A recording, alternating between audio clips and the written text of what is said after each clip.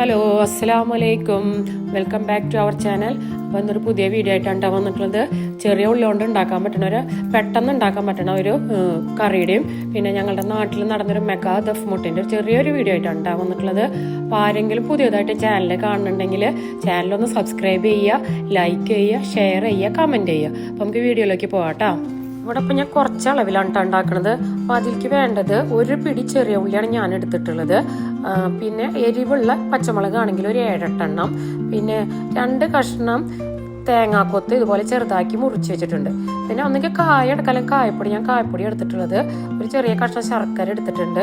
ഒരു ചെറുനാരങ്ങ വലുപ്പത്തിലെ പുളി വെള്ളത്തിലിട്ട് വെച്ചിട്ടുണ്ട്. പുളിക്കനുസരിച്ച് നിങ്ങളെ പുളിക്കനുസരിച്ചുള്ള പുളി എടുത്താൽ മതി കേട്ടോ. പിന്നെ കറിവേപ്പില ഉണ്ട് കേട്ടോ. നമുക്ക് കറി വെക്കാം. നമുക്കൊരു ചട്ടി അടുപ്പത്ത് വെച്ചിട്ട് ചട്ടി ചൂടായി വരുമ്പോൾ കുറച്ച് കൂടുതൽ വെളിച്ചെണ്ണ ഒഴിച്ചു കൊടുക്കണം കേട്ടോ. കാരണം ഈ ഉള്ളിയൊക്കെ കിടന്നിട്ട് പച്ചമുളകും ഒക്കെ ഈ വെളിച്ചെണ്ണയിൽ കിടന്ന് നമുക്ക് വഴറ്റിയെടുക്കാനുള്ളതാണ്. കാരണം കുറച്ച് കൂടുതൽ വെളിച്ചെണ്ണ ഒഴിച്ചു കൊടുക്കുക. വെളിച്ചെണ്ണ ഒന്ന് ചൂടായി വരുമ്പോൾ നമ്മൾ അരിഞ്ഞു വെച്ച തേങ്ങാക്കൊത്ത് ഇട്ട് കൊടുത്തിട്ട് ഒന്ന് നിറം മാറുന്നത് വരെ ഒന്ന് വഴറ്റിയെടുക്കുക. അതൊന്ന് നിറം മാറി വന്നു കഴിഞ്ഞാൽ നമ്മൾ ചെറിയ ഉള്ളിൽ അരിയാതെ മുഴുവൻ കൊടുക്കാൻ ഇട്ട് കൊടുക്കുന്നത് ആ ഉള്ളി വെളിച്ചെണ്ണയിലേക്ക് ഇട്ട് കൊടുത്തിട്ട് ഒന്ന് 2 മിനിറ്റ് നേരം ഒന്ന് വഴറ്റിയെടുക്കുക. ഒന്ന് ചെറുതായിട്ട് അതിന്റെ കളറൊന്ന് മാറി വന്നാൽ മതി. നന്നായി വഴറ്റി കിട്ടണ്ട, ഒന്ന് കളറ് മാറുന്നത് വരെ 2 മിനിറ്റ് നേരം വഴറ്റിയെടുക്കുക. അപ്പൊ അതിന്റെ കളർ ചെറുതായിട്ടൊന്ന് നിറം മാറി വന്നിട്ടുണ്ട്.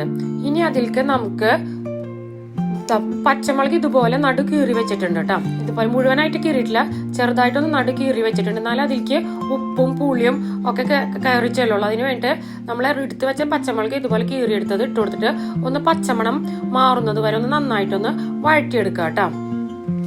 അധികം പാടേണ്ട, പച്ചമണം ഒന്ന് മാറി വരുമ്പോ അതിലേക്ക് നമ്മൾ പുളി പിഴിഞ്ഞത് ഒഴിച്ചു കൊടുക്കുക കേട്ടോ. ആവശ്യത്തിന് പുളി, കൂടുതൽ പുളി വേണമെന്നുണ്ടെങ്കിൽ കൂടുതൽ പുളി എടുക്കുക. ആവശ്യത്തിനുള്ള പുളി എടുത്തിട്ട് അത് ഒഴിച്ചു കൊടുക്കുക കേട്ടോ. ഇനി ഇതൊന്ന് നന്നായി തിളച്ച് വരട്ടെ കേട്ടോ. അത് നന്നായി തിളച്ച് വരണം കേട്ടോ. ഇനി അതിലേക്ക് 1.5 ടീസ്പൂൺ മഞ്ഞൾപ്പൊടി ഇട്ട് കൊടുക്കണം കേട്ടോ. വേറെ മസാലകളൊന്നും നമ്മൾ ഇട്ട് കൊടുക്കണില്ല. ഈ മഞ്ഞൾപ്പൊടി മാത്രമാണ് നമ്മൾ മസാലകളായിട്ട് ഇട്ട് കൊടുക്കണത് കേട്ടോ. ആവശ്യത്തിനുള്ള ഉപ്പ് ഇട്ട് കൊടുത്തിട്ട് നന്നായി ഇളക്കിയിട്ട് ഇതൊന്ന് വറ്റിച്ചെടുക്കുക, ഒന്ന് കുറുക്കിയെടുക്കുക കേട്ടോ. ഇനി അതിലേക്ക് 2 തണ്ട് കറിവേപ്പിലും കൂടി ഇട്ട് കൊടുക്കുന്നുണ്ട് കേട്ടോ. എന്നിട്ട് നന്നായി ഇളക്കിയിട്ട് നമുക്ക് കുറുക്കിയെടുക്കാം. അതാ കറി നന്നായി ഒന്ന് കുറുകി വന്നിട്ടുണ്ട്. അതിലേക്ക് നമ്മള് ചെറിയ കഷ്ണം ശർക്കര ഇട്ട് കൊടുത്തിട്ട് അതൊന്ന് അലിയുന്നത് വരെ നിൽക്കണം കേട്ടോ. അതേപോലെ ശർക്കരയൊക്കെ നന്നായി അലിഞ്ഞു വന്നിട്ടുണ്ട്. ഇനി അതിലേക്ക് നമുക്ക് കായപ്പൊടി ഇട്ട് കൊടുക്കാം കേട്ടോ. ഇതൊന്ന് നന്നായി ഇളക്കി കൊടുത്തിട്ട് ഇളക്കി കൊടുത്തതിന് ശേഷം നമുക്ക് തീ ഓഫ് ചെയ്യാം കേട്ടോ. നമ്മുടെ കറി ഇവിടെ റെഡി ആയിട്ടുണ്ട്. ഇനി ഒന്ന് താളിച്ചെടുത്താൽ മതി കേട്ടോ. ചട്ടി അടുപ്പത്ത് വെച്ചിട്ട് ചൂടായി വരുമ്പോൾ അതിലേക്ക് വെളിച്ചെണ്ണ ഒഴിച്ചു കൊടുക്കുക കേട്ടോ. എന്നിട്ട് അതിലേക്ക് കുറച്ച് ഉലുവ ഇട്ട് കൊടുക്കുക. ഉലുവ ചൂടായി വരുമ്പോൾ കടുക് ഇടുക കേട്ടോ. കടുകിട്ട് പൊട്ടി വരുമ്പോൾ 1 ടീസ്പൂണ് ഉഴുന്നും പരിപ്പ് ഇട്ട് കൊടുത്തിട്ട് വറുത്തെടുക്കുക. വറുത്തെടുത്ത് വന്നതിന് ശേഷം 2 തണ്ട് കറിവേപ്പില ഇട്ട് കൊടുത്തിട്ട് നമുക്ക് ഇത് കറിയിലേക്ക് ഒഴിച്ചു കൊടുക്കുക കേട്ടോ. ഇത്രയുള്ള നമ്മുടെ കറി. അപ്പോൾ നമ്മുടെ കറി ഇവിടെ റെഡി ആയിട്ടുണ്ട് കേട്ടോ. വളരെ എളുപ്പത്തിൽ ഉണ്ടാക്കാൻ പറ്റുന്ന ഒരു കറിയാണ്. അപ്പോൾ എല്ലാവരും ഇതൊന്ന് ട്രൈ ചെയ്ത് നോക്കണം കേട്ടോ. ഇനിയെന്ന് പറഞ്ഞാൽ ഞങ്ങളുടെ നാട്ടിലെ പൂർവ്വ വിദ്യാർത്ഥികളായിട്ടുള്ള ആൾക്കാരില്ലേ, അവര് സ്പോൺസർ ചെയ്തിട്ട് മെഗാ ദഫ് മുട്ട് നടത്തലുണ്ട് കേട്ടോ. അതാണിത്. വൈകുന്നേരം മഗ്‌രിബ് നിസ്കാരത്തിന് ശേഷമാണ് ഇത് തുടങ്ങിയത്. പല ടീമുകൾ ഉണ്ടായിരുന്നു. ഓരോ ടീമുകൾ ഇങ്ങനെ റോഡിലൂടെ ദഫ് മുട്ടിയിട്ട് സെൻട്രലിലേക്ക് വരും. അതായത് പള്ളിയിലല്ല നടത്തുന്നത്, പള്ളിയുടെ അപ്പുറത്ത് ഒരു സ്ഥലമുണ്ട്. അവിടെ ഷെഡൊക്കെ കെട്ടിയിട്ട് അവിടെയാണ് കേട്ടോ നടത്തുന്നത്. പള്ളി ഇതായിട്ട് യാതൊരു ബന്ധമല്ല കേട്ടോ.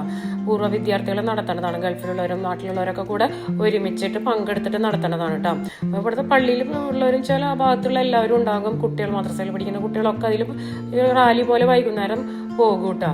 അതേപോലെ അപ്പുറത്തുള്ള സെന്ററിൽ നിന്ന് തുടങ്ങുമ്പോൾ വെങ്കിടങ്ങ് സെന്ററിൽ നിന്ന് തുടങ്ങിയിട്ട് ഇവിടെ പുപ്പട്ടിത്തറയിൽ വന്നിട്ട് ചേരുകയാണ് ചെയ്യുക കേട്ടോ. ഇങ്ങനെ ഓരോ ഗ്രൂപ്പ് പേര് വന്നിട്ട് ഇങ്ങനെ ദഫ് മുട്ടിയിട്ട് ഇങ്ങോട്ടാണ് ഇട്ട് വരാം കേട്ടോ. പള്ളിയുടെ അപ്പുറത്തുള്ള ഒരു സ്ഥലമാണ്. അവിടെ സ്റ്റേജും ഇതൊക്കെ ഉണ്ട്. അപ്പോൾ അത് വരുമ്പോഴത്തേന് ഇവിടെ ആൾക്കാർ പാട്ട് പാടുന്നുണ്ട്.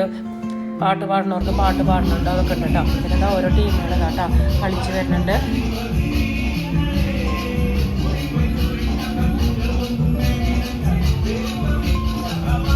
കാണാൻ തന്നെ ഒരു ഭംഗിയാണ് അല്ലേ. പല സ്റ്റെപ്പുകളും ഒക്കെ ആയിട്ട് പല ഡ്രസ്സുകളും ഒക്കെ ഇട്ടിട്ട് നല്ലൊരു കോമ്പിനേഷനാണ് അല്ലേ. അത് കാണാൻ തന്നെ നല്ല ഭംഗിയാണ് അല്ലേ.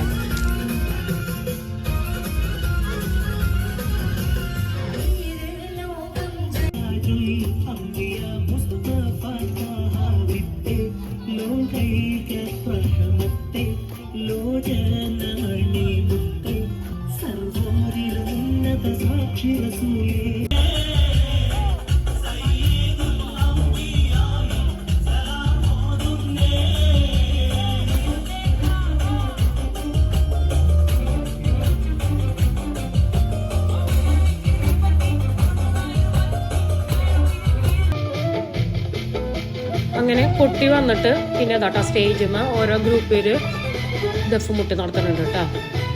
ഇതാ ഒരു ഗ്രൂപ്പ് കഴിഞ്ഞത് അടുത്ത ഗ്രൂപ്പ്, അങ്ങനെ ഓരോരുത്തരും മാറി മാറിയിട്ട് ദഫ് മുട്ട് സ്റ്റേജിൽ നടത്തുന്നുണ്ട് കേട്ടോ. അപ്പോൾ ഇന്നത്തെ വീഡിയോ എല്ലാവർക്കും ഇഷ്ടമായെന്ന് കരുതുന്നു കേട്ടോ.